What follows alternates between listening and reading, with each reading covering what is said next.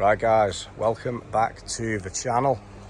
Doing this video a bit earlier than scheduled. It dried up. Got Tom's F31 standard 330D on a 13 plate. We're going to be doing a quick drive and review of this today. It's a lovely spec, this car. So let's have a little gander inside. So already it's got the M decals there. It's got the Dakota leather with the electric seats in this. It's got the Harman Kardon, which makes a massive difference. The larger screen with a brushed alley and piano black trim. As you can see there, that's the head-up display. It's got the lane assist in this as well. The classic ZF8 box. And the thing I really love about the Taurus, you might not be able to see it, but they've got the speakers in the rear, the roof there. Now, believe it or not, besides the F30, these have actually got a bit more headroom inside. It's only a centimetre or so. They do weigh a little bit more than the F30. This was always one of my favourites. It was on the E46, on my dad's E46. I discovered it. Brilliant. Pop your shopping bags in. Fantastic. Tom's has got a Lecky boot as well. You see the F31, perfect. Tom's got a dog. Needs to get a boot protector. Nice and spacious. There's a sub in here somewhere as well. You got the dog guard there as well.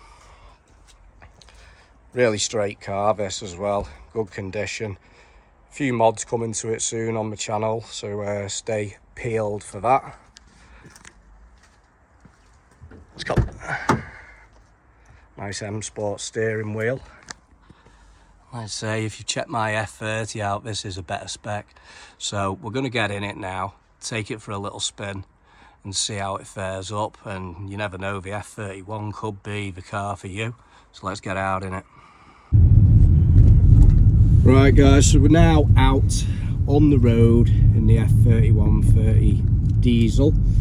Tom is at the helm. Hi.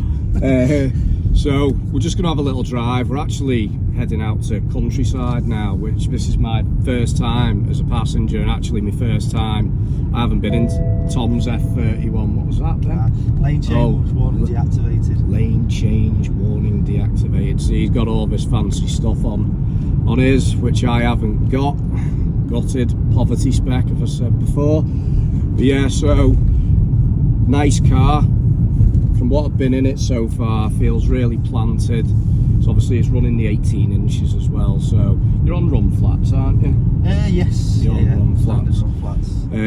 Which were, you know, as we've discussed on the channel before, you know, do we keep them? Do we get rid of them? So anyway, more about the F31. So how much did you pay for this, Tom? I paid, it was just over 12 months ago. It was 14,000. Not bad. As I said, I tried to get it cheaper, but they weren't budging on the price line. As not many places are budging at the minute, because these, especially Taurus 31s, are holding the value, and if you got a 30D or a 35D, prices are just mental. So what made you want? Was it because I had one? You wanted one? Was it because basically I wanted a family car, as you've seen from the videos. My other car is E46 330D, which used to be my wife's car. Then obviously we upgraded her to the E92 330 diesel, so I started using that. I just basically wanted a bigger car because as you've seen on the video, I've got a dog and I just use the 46 as a work/dog bus. Basically, it's needs good clean inside. Yeah, we'll be getting on that. We're going to try and bring the 46 back to life a bit, because that's on 250k. But I think if you're in the market for a family car, this is a really good car. Like mine, the F30, which most of you have probably seen. You know, it is a great car, but I think if you've got kids, you know, more than one. I think my main reason was, obviously I've got a dog, so he's going you've got the boot space, haven't you? I don't want a dog running around the leather in the car, if you know what I mean. Yeah, and that little pull-up dog protector thing, it's absolutely, they had them in, I think they even had them in the 36s, didn't they? I know my dad had his in his 46, but yeah, they are great. And I did originally want an F31, but the prices, you know, mine came up right mileage. You know, I wish now I'd held out, and like I've said the other things, you know, the other week about things that I hate about mine, and I should have held on. You know, getting in Tom's now and see we've got the biggest sat nav. He's got his sports display on here, which yeah, we tried to code that into mine the other day and it wasn't happening. Well, it's so the M logo, wasn't it? Yeah, the M logo, but we're definitely not going to be able to code them in. No. Give it a bit of gas, lad. Let's see how she feels. What mode are we in here? Oh, let's do Comfort mode. Picks up all right. This is what we're gonna have to get mine and Tom's side by side and somehow see the comparison between the mapped and the non-mapped. And well, that's it. I've thought about mapping this myself, and but obviously we'll wait before. It'd be good to see what yours is like. So you mainly use Comfort. I've stated in mine I mainly use Eco Pro, but I'm doing 300 miles a week, so I want the most out of it. And you're mainly town driving, aren't you? Yeah, well, I've only been on a few long journeys, obviously down to London. That was about 800 miles. And how did it perform? To be honest, it was great. It was literally just after I bought it. Yeah. As I say, got in it, went on down to London. I actually used Eco Pro at the time just because of obviously the mileage. It was actually when we had that fuel crisis on. Yeah. So I was crazy trying to pinch the pennies. So, can you see now so town driving? What miles per gallon are you getting at the minute? Since I bought this, I've done. It's all on the screen. I've done 1,700 miles, so not many miles to say the other one. And obviously it's all on the screen. My average miles per gallon. So that's your average there, 39.1, which in all fairness, as I've said before, for a 3 litre diesel, town driving, that's pretty good really, isn't it? Yeah, well, you think what it is? It's mainly short journeys, as I say, so, and obviously I have put my foot down quite a few times, especially when I'm going down to London. So in your 1,000 miles, have you had any how long have you had it now? About a year? Just over a year. In your I wish I could have that mileage.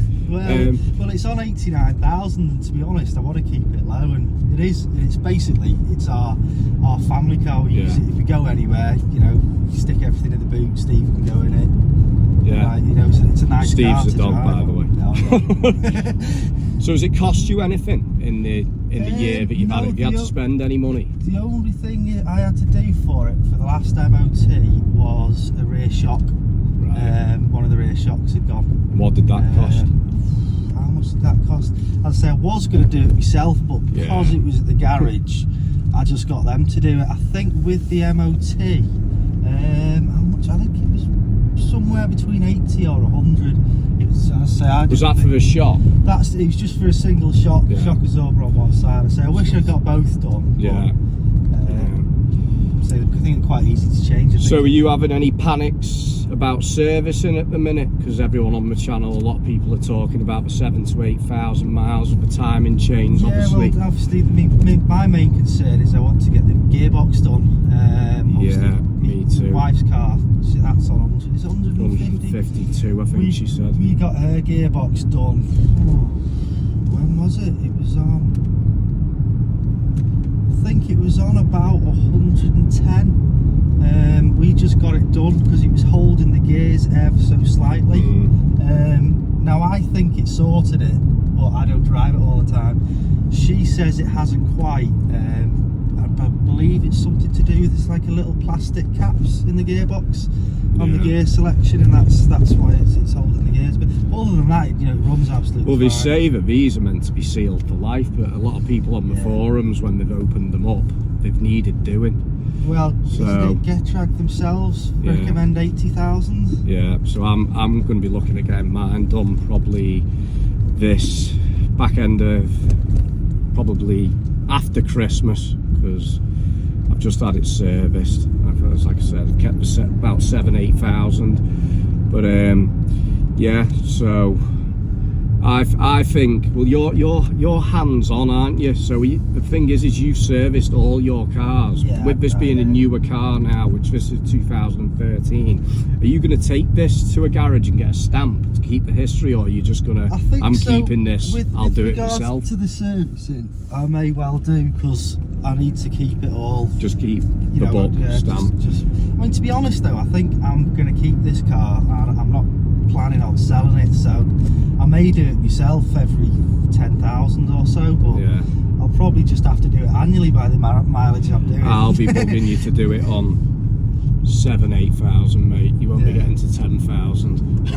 Yeah, well, no, with the mileage I'm doing, I'll probably end up changing it less, if you know what I mean. Well, let's see how she handles round here, lad. Nothing crazy. So that's comfort. See, that feels really quick. See, I'm not used to being in the passenger seat. Well, that's it. You don't notice it. We are on a 60-mile-an-hour road here. I'm sticking to the speed limit. But that feels quick.